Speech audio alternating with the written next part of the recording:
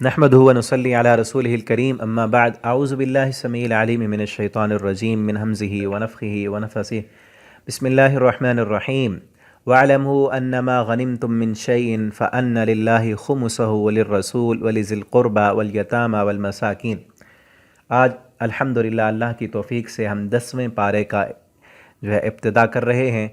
سورۃ الانفال ہے، آیت نمبر 41 ہے۔ 9 پارے ہمارے کمپلیٹ ہو چکے ہیں، وہ یوٹیوب پر پلے لسٹیں ان کی بنی ہوئی ہیں، اگر آپ نے وہ نہیں سنے تو آپ سن سکتے ہیں، اور ان اسباق کو آپ دوستوں تک بھی پہنچائیں، شیئر کریں، اور اگر آپ آن لائن پڑھنا چاہتے ہیں، اپنے بچوں کو پڑھانا چاہتے ہیں تو نیچے واٹس ایپ نمبر لکھا ہے، آپ رابطہ کر سکتے ہیں، انشاءاللہ آپ کو استاد فراہم کیا جائے گا۔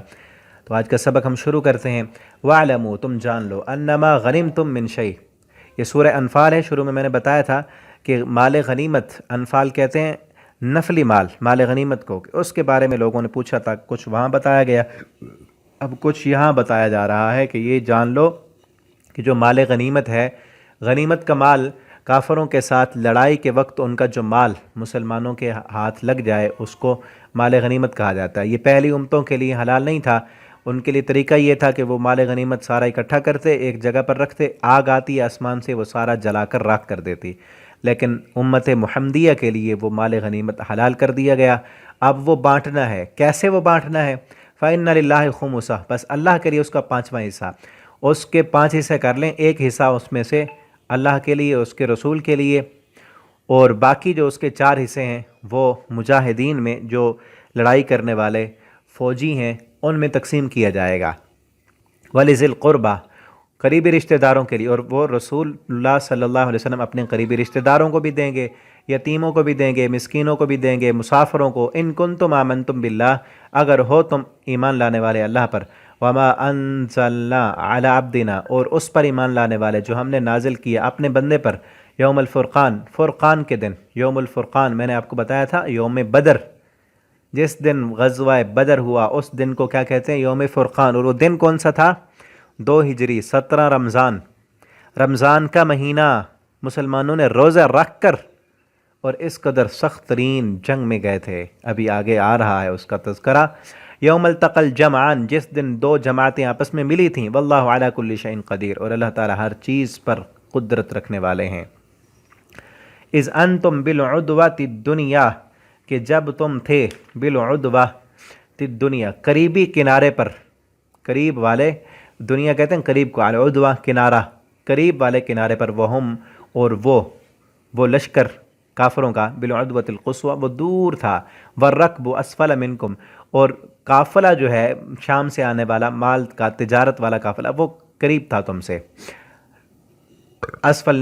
نچلے کنارے پر وہ جا رہا تھا۔ وَلَوْ تَوَاعَدْتُمْ، اور اگر تم وعدہ کرتے،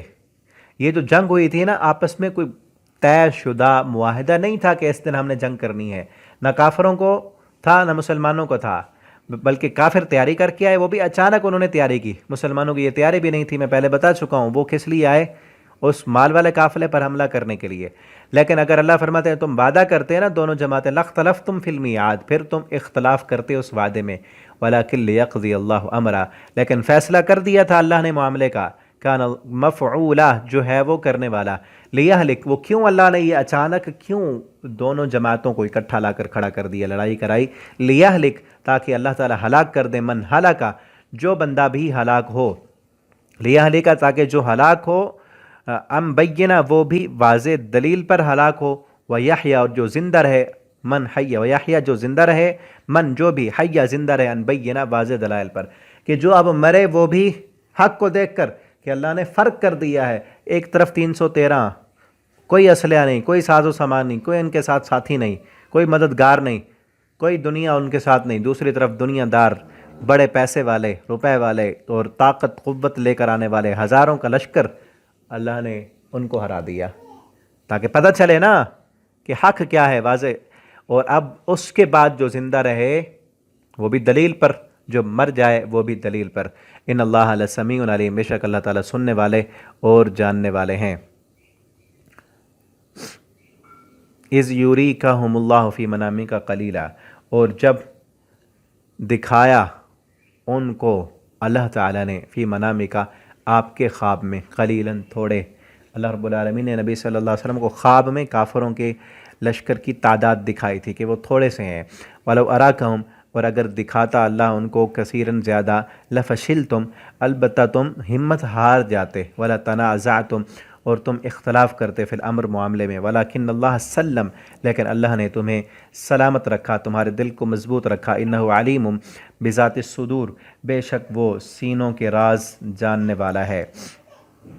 وَإِذْ يُرِيكُمُوهُمْ، اور جب وہ دکھلا رہا تھا ان کو، اِذِ الْتَقَيْتُمْ، جب تم ملے، فی اعینکم، تمہاری آنکھوں میں، قلیلاً تھوڑے، پچھلا تھا خواب میں، اب بظاہر جاگتے ہوئے جب دونوں جماعتیں آپس میں ملیں، اس وقت اللہ تعالیٰ نے بھی کافروں کو مسلمانوں کی نگاہوں میں تھوڑا دکھایا، وَيُقَلِّلُكُمْ، اور قلیل کیا تم کو، فی اعینہم، ان کی آنکھوں میں، اور شروع میں کافروں کو بھی